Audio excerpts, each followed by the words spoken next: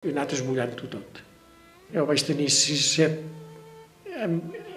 infarts i angina entre tot plegat i no em va voler deixar sol perquè tenia por que al quedar-me sol que no em passés res.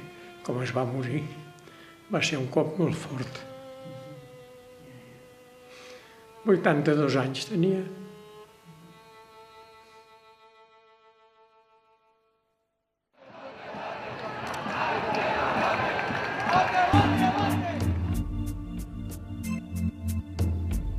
Què arribaran a conèixer de la nostra història els fills dels nostres fills? Quins dels errors del passat hauran après a no cometre de nou? Té memòria el futur?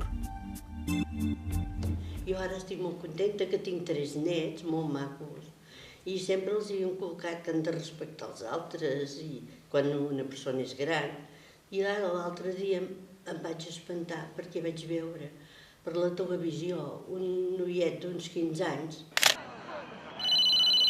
i ell es va alçar i va demanar la pau.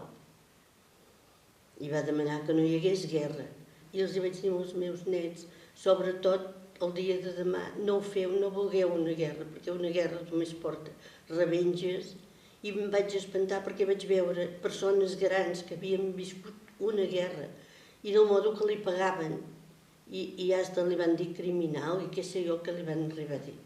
I em vaig espantar perquè vaig pensar d'aquesta manera no sé com tornarem, haurem de tornar a veure una altra guerra.